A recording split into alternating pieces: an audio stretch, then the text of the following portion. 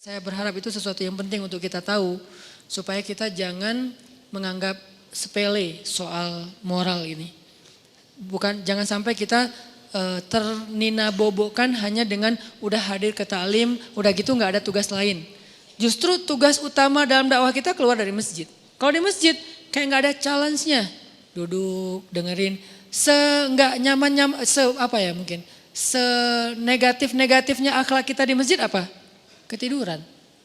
Itu juga masih nggak dosa, cuman ya kayak malu aja gitu. Datang ke masjid langsung sakinah. Beres, pas udah selesai doa baru bangun misalnya. Itu seminimal-minimalnya akhlak kita di masjid paling ya itu. Kalau ikhtilat nggak ikhtilat, ceweknya di atas, cowoknya di bawah. Kecuali cewek di bawah kita di atas itu bahaya. Pura-pura khusyuk, Masya Allah. Nah, ini enggak. Kalau cewek di atas, cewek lebih expert dalam menjaga mata dibandingkan cowok. Ini fitrahnya ya. Cewek lebih baik walaupun ada yang kecolongan ada, tapi maksudnya secara umum cewek itu lebih jago jaga mata daripada cowok. Cowok lebih jago jaga mulut daripada cewek. Saya nggak mau ngomong negatifnya ya, saya ngomong positifnya nih. Positifnya cewek itu lebih jago menjaga mata daripada cowok. Cowok lebih jago menjaga lisan daripada cewek. Makanya cewek kalau lagi sedih itu kan gini ya. Kalau cowok kalau lagi sedih kan gini kan. Jadi masing-masing dikasih ujian lah. Kalau cewek mampu menjaga lisan itu jadi jalan ke surganya. Kalau cowok mampu menjaga mata itu jalan ke surganya. Kalau bahasa hadis mah lebih vulgar lagi. 2 yang membuat orang paling sering masuk neraka. 1 lisannya, 2 kemaluannya. Tapi kalau diperjelas lagi kemaluan itu berawal dari mana? Pandangan mata. Jadi artinya ikhtilat nggak ada. Cewek di atas, kita di bawah. Walaupun nanti kalau keluar bisa aja sih. Cuman maksudnya nggak kayak di jalan, nggak kayak di mall. Di mall gimana? Kalau di sini gimana pun di luar Instagramnya vulgar. Kalau udah masuk masjid kan minimal kayak agak sopan gitu kan ya. Saya nggak bilang berhijab karena mungkin belum semua berhijab. Lagian itu proses gitu. Saya hargai udah mau ke masjid walaupun belum sempurna hijabnya. Tapi minimal udah sopan. Gak mungkin kan masuk masjid kayak di sebelah misalnya. Kan beda kan pakaian yang di sebelah sana sama yang di sini. Bangunan sana, building sana sama building ini kan beda nih. Habis dari sini ke sana, innalillah. Kalau habis dari sana ke sini, astagfirullah. Udah dosa, taubat gitu. Kalau ini lagi taubat, dosa lagi kan salah kan. Jadi kayak beda. Nah coba lihat, kalau lihat perilakunya gimana di jalan sama di mall atau di pasar. Kita bisa enggak nih keluar dari masjid baru kita tunjukin saya udah taklim. Tapi minimal udah la tahkiranna minal ma'rufi syai'a kata Nabi. Janganlah kalian meremehkan kebaikan walaupun kecil. Walau antal akhaka biwajhin tolik. Walaupun sekedar tersenyum ke wajah saudara. Jangan dianggap remeh, tersenyum juga. Udah kebaikan yang luar biasa, senyum doang. Tapi jangan salah sasaran. Karena kalau senyumnya salah sasaran, jadi seburuk-buruk senyum kan ya. Senyum ada pahala, ada yang dosa. Senyumin istri orang, dosa kan ya. Senyumnya tapi sewajarnya, teh gitu. Teteh. Jangan berlebihan lah, biasa aja. Apalagi kalau suaminya tipe yang, ya emang suaminya harus pencemburuan ya. Suami kalau nggak cemburuan, namanya apa? Dayus. Jangan salah huruf ya. Dayus, D ya. Siapa itu dayus? Kata Nabi, tidak akan masuk surga seorang dayus. Allah marah kepada dayus. Sahabat juga heran, ini istilah baru nih. Ya Rasulullah, dayus itu siapa? Kata Rasul, dayus itu suami yang ketika istrinya melakukan nusyuz, dia nggak cemburu. Nusyuz itu apa? Banyak grade.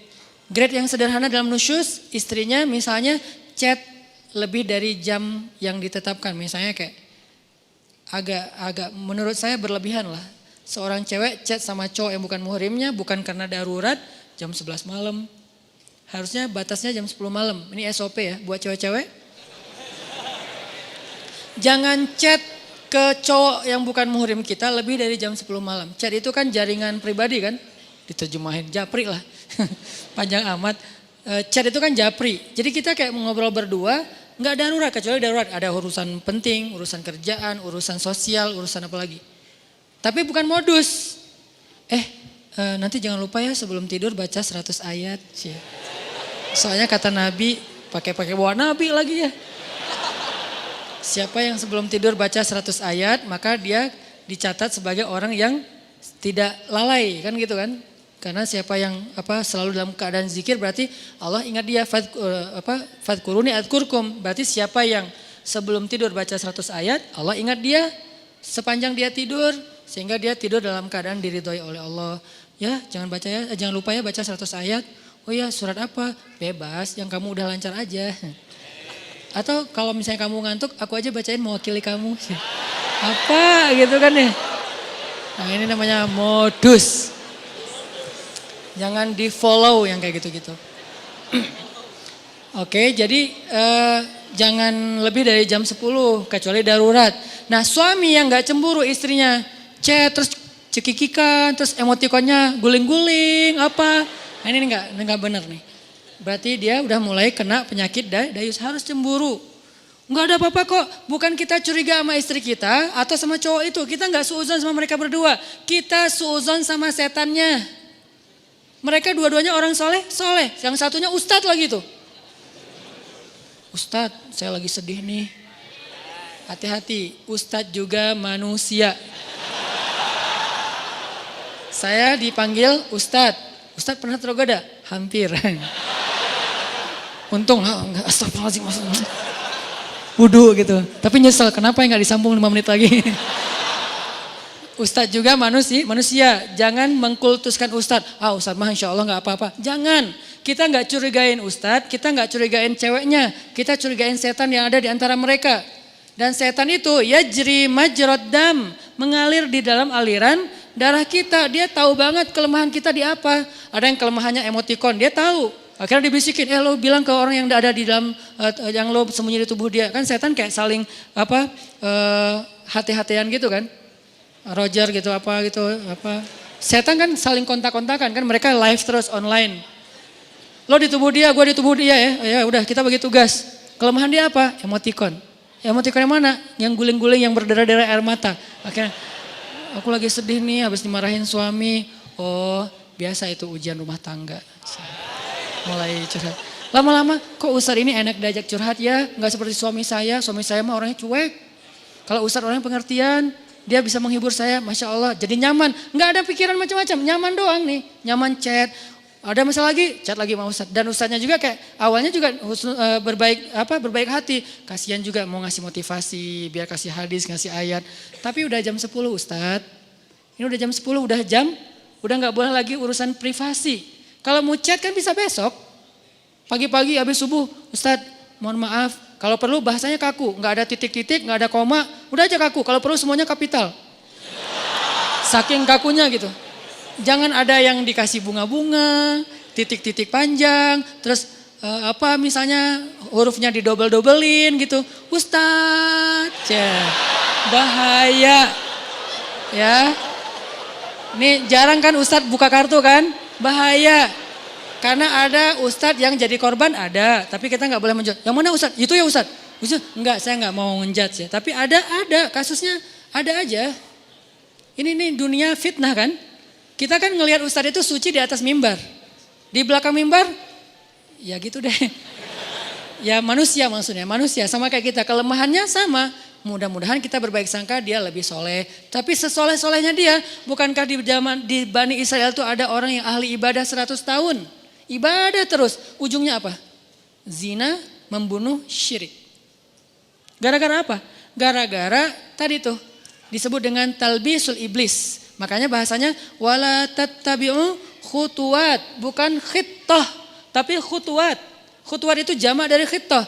Langkah-langkah, bukan satu langkah. Setan itu gak nyuruh kita langsung bikin dosa. Itu satu langkah. Nyuruh kita pelan-pelan dulu. Kalau perlu berpahala dulu. Jadi dia ke kanan dulu. Baru nanti muter, ujung-ujungnya tanpa kita sadari udah di kiri. Gitu caranya, bukan lo ke kiri. Enggak, kita gak mau.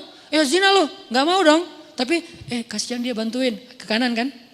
Bantuin. Dia kayaknya lagi labil banget daripada dia bunuh diri. Ya udah deh gue temenin. Chat sampai jam 12 malam. Kanan, chatnya pelan-pelan. Ayat dulu keluarin. Hadis, lama-lama nasihat pribadi. Kok kata-katanya bagus? Ya kata-kata saya sendiri. Oh Ustadz ini bijak sekali. mulai ke tengah, ujung-ujungnya ada di kiri. Itu terjadi. Berapa lama dari sini ke sini? Bisa seminggu, bisa sebulan, bisa setahun. Yang jelas usaha dari sini ke sini tuh seumur hidup kita dia usahain terus sama si setan teh. Dia nggak akan berhenti. Kita udah ke sini, udah sampai di sini, sadar balik lagi kan? Diusahain lagi. Dia nggak akan berhenti sampai kiamat. Itu perjanjiannya dengan Allah. Akan aku sesatkan cucu-cucunya Adam sampai hari kiamat. Kalau dunia batas waktunya kiamat, kalau kita batas waktunya sakaratul maut. Jadi nggak ada batas waktu terus saja. Mau ustadznya udah kakek-kakek juga sama. Sebelum meninggal berarti masih ada kesempatan diginiin. Dia nggak akan nyuruh nyebrang ke sana. Khutwat.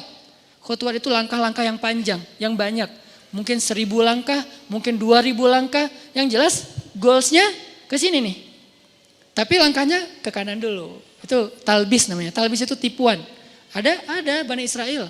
Gimana ceritanya? Masih boleh dikit cerita? Jadi ada 3 orang pemuda, soleh-soleh semuanya. Mereka punya 1 adik perempuan, berempat. Yang paling bungsunya cewek. Cantik, masih jomblo, single. Bukan jomblo, single. Karena dia biasa aja gitu dengan kesinggelannya.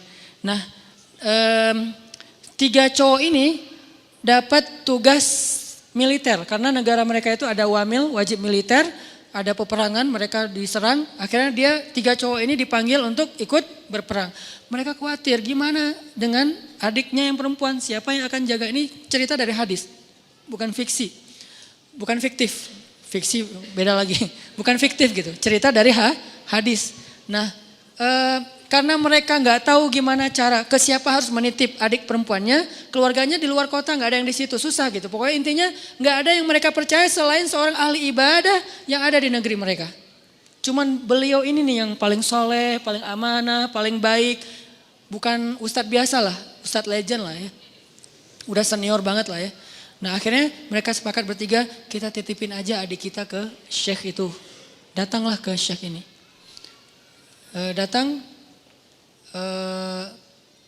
Kalau nggak salah namanya Barsisa, nama syekhnya, Syekh Barsisa. Kami dapat tugas militer, kami ingin menitipkan adik perempuan kami di rumah Anda.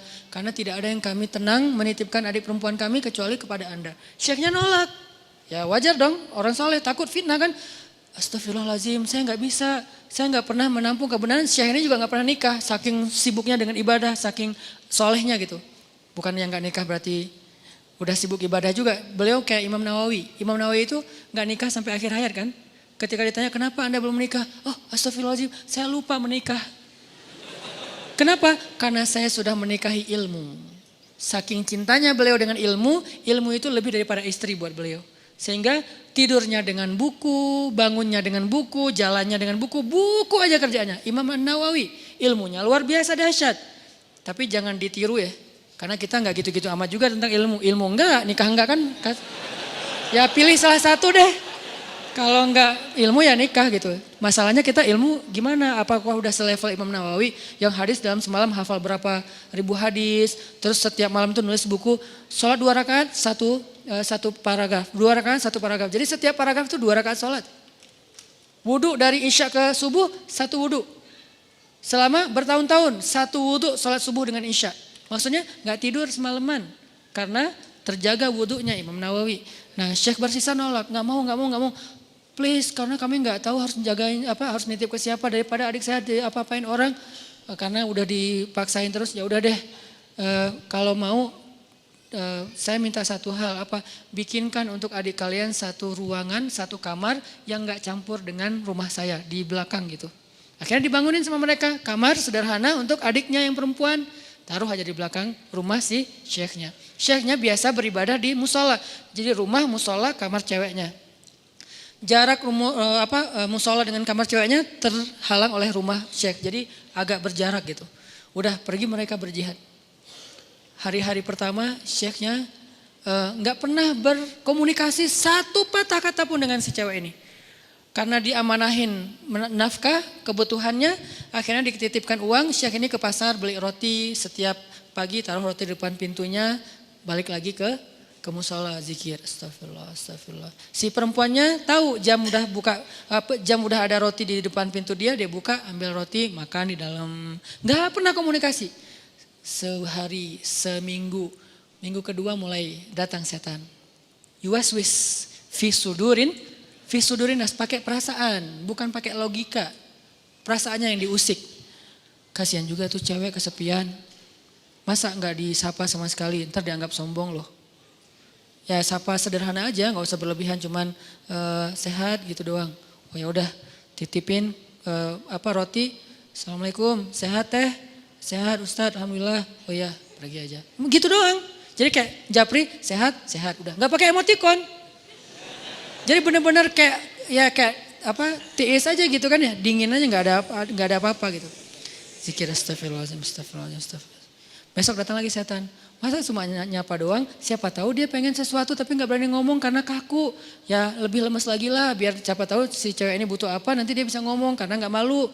Oh iya juga sih, teh sehat ya, kalau butuh apa-apa kasih tahu saya ya. Oh iya Ustadz makasih. Nah ini kan nih, akhirnya datang setan yang satu lagi. Lo tugasnya sama cewek, gue cowok. Setannya bagi tugas, tapi bukan karena kelainan, memang gitu tugasnya. Si setan yang ke ceweknya bilang, itu Syekh itu baik banget ya, soleh banget. Kamu kalau ada apa-apa jangan sungkan, ngomong aja ke beliau orang soleh kok, orangnya senang membantu. Kan baik kan, gak ada yang negatif kan. Besok-besok, teh butuh apa? Ya Ustadz boleh nitip sesuatu apa, pengen apa, makan apa gitu.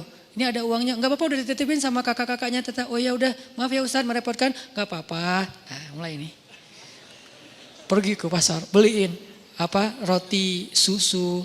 Makasih Ustadz udah bagi 2 aja, masa saya makan sendiri gak habis. Setan bilang kan gak akan habis tuh, mubazir. Benar gak sih? Mubazir kebanyakan tuh, udah bagi 2 aja. Ustadz bagi 2 aja, udah gak apa-apa makan aja. Kata si yang satu lagi setannya, jangan mau diterima, malu atuh sama cewek. Udah, akhirnya apa? Udah makan aja, ntar kalau gak habis baru saya habisin. Mulai kan, makan, Ustadz gak habis. Ya udah sini dihabisin, mulai kan agak-agak gimana gitu kan, bekas. Makan. Lama-lama datang lagi setan tuh. Coba tanya, siapa tahu dia pengen belajar sekaligus daripada dia diam-diam aja. Nyantri aja sekalian. Nyantrinya apa? Belajar agama. Tanya butuh apa tentang masalah agama yang saya bisa bantu. Sedikit-sedikit adalah ilmu. Oh ya udah benar juga ya, dapat pahala lebih. Teh, nanti kalau butuh apa-apa, udah nggak sungkan sekaku yang pertama kan. Butuh apa-apa kasih tahu aja ke saya, insya Allah kalau ada pertanyaan saya bisa jawab. Kalau nggak ada nanti saya tanya ke yang lebih ahli. Oh ya Ustadz, kebenaran saya lagi nanya nih masalah ini gimana. Nah mulai, tapi masih di balik pintu. Kenapa? Jangan ketemu orangnya, fitnah dong kata setan. Jangan, nanti fitnah ikhtilat kata setan teh. Setan yang ngajarin ilmunya nih. Ikhtilat, jangan. Oh ya benar juga. Jadi teriak-teriak dari belakang pintu, depan pintu gitu. Oh kalau gini gimana Ustadz? Nah lama-lama datang lagi setan. Mungkin sebetulnya si teteh itu ada pertanyaan yang privasi. Gak enak nanyanya sambil teriak-teriak. Kayak nanya masalah cara membersihkan haid atau apa kan gak enak teriak. Ustadz cara ngebersihin haid gimana kan gak enak kan ya. Ya udah kamu lebih dekat lagi, duduk depan pintu, jangan berdiri. Duduk aja depan pintu baru ngobrol. Oh ya udah teh, kalau teteh butuh tanya apa-apa saya insya Allah siap jawab. Ini nggak perlu teriak-teriak. Oh ya Ustadz di balik pintu. Sama-sama duduk di pintu tapi masih kehalang, pintu tertutup. Datang lagi besoknya setan. Apa kata orang ngelihat kalian ngomong kayak gitu. Satu dalam satu di luar tapi duduk di pintu. Kan jadi fitnah. Ntar dikira semua orang ada apa-apa. Lebih baik masuk ke dalam biar nggak ada yang ngelihat. Tapi pintunya dibuka. Awas jangan ditutup. Ntar digoda setan. Lah ngomong setan. Nah ini nih setan nih. Talbis. Makanya ada buku tebal ya, judulnya Talbisul Iblis. Tipu daya, tipu muslihat iblis. Gitu dibawanya ke kanan dulu, baru ujung-ujungnya ke kiri tanpa disadari. Tapi buka pintu ya. Oh iya juga ya, nggak boleh tutup pintu, ntar jadi ikhtilat lagi. Ntar setan lagi. Padahal dari tadi juga setan. Udah teh boleh di dalam aja, nggak enak dilihat orang. Oh ya Ustadz nggak apa-apa. Yang bagian ceweknya bilang nggak apa-apa, dia orangnya amanah, nggak usah khawatir. Gitu kan? Udah aja duduk dekat pintu tapi udah di dalam ruangan. Ngobrol, udah ketemu orangnya, beda udah pasti. Pertama cewek ini gak pernah kenal dekat sama cowok, kedua Syekh ini gak kenal dekat sama cewek. Ini adalah kali pertama mereka berinteraksi lawan jenis dan dekat sekarang. Gak ada siapa-siapa, mulai bercanda, jangan kaku-kaku amat dah tuh ngantuk taklim teh, kasih candaan dikit. Ya udah mulai canda, jadi akrab, jadi hai. Malu dilihat orang, masa bercanda tapi kelihatan orang. Udah tutup aja pintunya, kan udah saling kenal, udah saling percaya. Tutup pintunya, ngobrol. Nauzubillah, terus deket sampai akhirnya curhat si cewek ini. Namanya manusia pasti semuanya punya masalah kan. Akhirnya dia berani curhat. Ustadz, saya udah anggap Ustadz sebagai keluarga saya percaya. Boleh saya curhat masalah pribadi? Curhat. Curhat, buka. Waktu itu masih syariat hijab, cadar, buka cadarnya. Langsung udah lihat wajahnya, udah kemana-mana, udah setan teh. Setan yang datang udah bukan lagi bab ini, setan kan gonta-ganti sesuai dengan kapasitasnya. Sekarang bab yang lain lagi, datang setan yang ahli di bidang yang lain. Udah terus saja sampai mereka akhirnya udah akrab, udah tahu semua cerita-ceritanya. Nangis, ceweknya nangis, senangis-nangisnya. Datang setan romantis. Kalau yang pertama gak ngerti romantis, taunya fikih. Kalau sekarang setan jangankan setan, manusia aja ada yang kayak gitu. Dulu Senok Hogranya yang di Aceh tuh, dia hafal ribuan hadis, hafal Quran 30 juz hanya untuk merusak masyarakat Aceh dengan berstatus ulama kan ya. Itu manusia loh, apalagi setan yang udah lebih legend lagi tuh. Akhirnya setan romantis datang. Kalau cewek lagi nangis kayak gitu jangan didiemin, kasih bahu. Nanti kalau dia tersinggung gimana? Gak akan tersinggung. Cewek kalau lagi kayak gitu dia gak akan tersinggung. Dia pasti positif.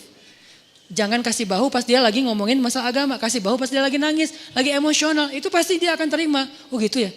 Udah Neng.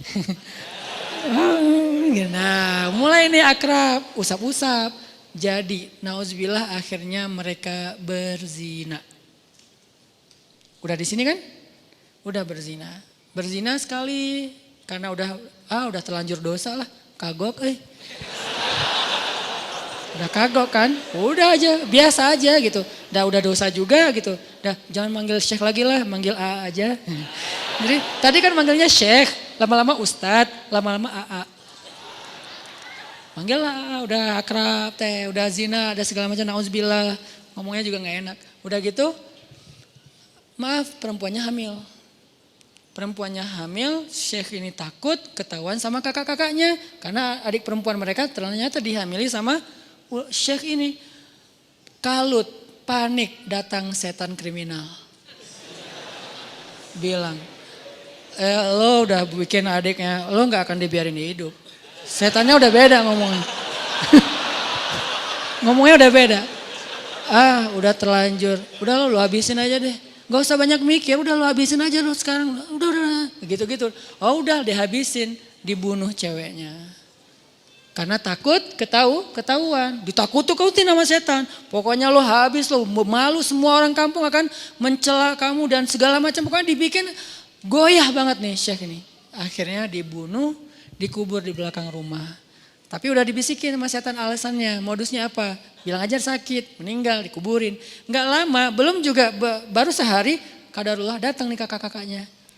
Syekh, assalamualaikum, waalaikumsalam. Syekh, alhamdulillah kami semuanya selamat. Adik kami di mana? Syekh ini pura-pura sandiwara. Ada apa Syekh? Innalillah, yang sabar ya gitu. Allah mentakdirkan kalian gak ketemu lagi. Baru aja kemarin adik kalian sakit keras dan meninggal. Maafkan saya gak bisa jaga amanah kalian. Innalillah wa inna ilaihi raji'un. Ya gak apa-apa Syekh, di mana kuburnya? Di belakang. Datang doa, pulang aja. Setan kan jahat banget ya. Setan tuh gak pernah berpihak sama kita. Dia itu pengadu domba. Malam setan ini datang ke dalam mimpi ketiga kakak beradik ini. Mimpinya sama. Setan yang sama, gimana gak sama redaksinya. Mimpinya sama.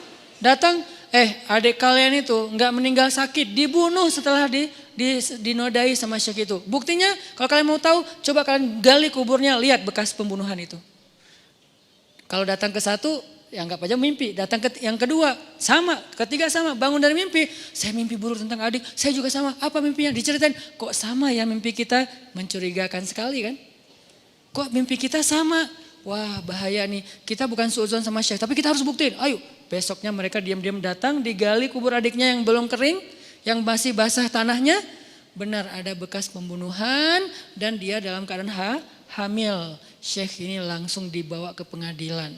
dikeroyok sama massa, dibawa ke pengadilan, diputuskan hukuman mati. Di tiang hukuman mati, sebelum dia mati, datang setan yang terakhir. Setan yang paling banyak ilmunya, ulamanya setan. Ini nih setan paling pro nih. Datang terakhir. Syekh, kata dia. Syekh tahu selama ini kenapa Syekh sampai di sini? Yang membuat Syekh sampai di sini tuh saya dan geng. Saya and the gang. Kita yang menggoda Syekh dari awal mau menerima cewek itu, kemudian ngasih roti, kemudian mau menyapa, kemudian mau fatwa, kemudian duduk di dalam rumah, kemudian menutup pintu sampai berzina, membunuh dan seterusnya, berbohong, itu semuanya kami. Dan sekarang kamu udah gak bisa ngelak. Hukuman sudah ditetapkan, masyarakat sudah benci sama kamu. Satu-satunya cara kamu selamat sekarang adalah cuman kami yang bisa nolong kamu. Karena kami yang mencelakai kamu. Gimana cara saya bisa selamat? Tunduklah ke saya. Sujud. Kalau kamu sujud ke saya, maka kamu akan kami selamatkan. Ini kesempatan kamu yang terakhir. Itu pedang untuk membancung dia itu udah siap. Orang kayak gitu kan labil banget. Akhirnya dia sujud, dia mengakui setan itu sebagai Tuhan. Dipancung, matilah Syekh ahli ibadah 100 tahun ini dalam keadaan pembunuh, pezina, pembohong, dan syirik. Kenapa bisa kayak gitu? La tattabi'u khutuwatis syaitan. Janganlah kalian mengikuti langkah-langkah setan. Dia gak akan langsung nyuruh satu langkah ke kiri. Dia nyuruh ke kanan sekilo. Jauh banget ke kanannya. Sampai gara-gara setan kita jadi ahli ibadah banget. Gara-gara setan nih saya jadi bisa tahajud. Kok bisa? Soalnya dulu saya gak pernah tahajud. Gara-gara ada modus sekarang jadi tahajud. Ya gitu deh. Jadi sekarang awalnya sih modus. Lama-lama istiqomah. Masya Allah setan teh. Jadi dari modus jadi istiqomah. Terus besok-besoknya tuh kan gak apa-apa. Udahlah gak usah terlalu idealis. Besok-besoknya ketemu nauzubillah. Sampai berada di sisi yang kiri dan itu udah terjebak. La tattabi'u khutuwatis syaitan. Jangan ikuti langkah-langkah setan. Bukan jangan ikuti langkah setan. Jangan ikuti langkah-langkah setan. Jadi yang kayak tadi misalnya dayus. Ini gara-gara ngomongin dayus nih. Suami harus cemburu. Karena cemburunya suami itulah penjaga istri. Kalau suami udah gak cemburu, istrinya berlebihan komunikasi dengan lawan jenis, sikap ke lawan jenis. Berarti istrinya udah gak ada yang jagain. Bukankah tugas suami itu ku anfusakum wa ahlikum naro, tapi cemburunya juga cemburu yang baik, jangan mencela. Cemburunya menasehati kan dia Al-Qur'an juga dikasih tahu kan ya, menasehati mereka, pindah tempat tidur, apalagi nasihati, pindah tempat tidur, pukul dengan pukulan yang tidak melukai dan tidak menyakiti. Kemudian kalau mau menceraikan pun dengan cara yang baik, tapi nauzubillah jangan sampai ke tahap itu gitu. Yang jelas cemburu harus punya, cuman jangan berlebihan. Nah yang akhwatnya, yang cewek-ceweknya kalau dicemburuin suami bahagialah. Kenapa? Berarti suami kita sayang sama kita. Berarti suami kita itu masih perhatian sama kita. Selama ekspresi cemburunya belum berlebihan. Cuman cemburu, jangan gitu dong gitu. Gak ada apa-apa kok, emang gak ada apa-apa tapi kan gak pantas. Nah ini nih yang kayak gini-gini nih. Kayak komunikasi japri, di grup, pas ketemu orangnya atau apapun. Ini harus terjaga. Ini nih tadi yang bab dayus ya. Ini juga sesuatu yang behavior. Ini kita rubah pelan-pelan, mudah-mudahan nanti kita akan melihat Bandung dan Indonesia anak mudanya yang menjadi wajah negeri ini sudah memiliki behavior seorang muslim yang mungkin yang pastinya terilhami, terinspirasi dari sosok orang yang paling ideal di antara manusia yaitu Rasulullah Sallallahu Alaihi Wasallam.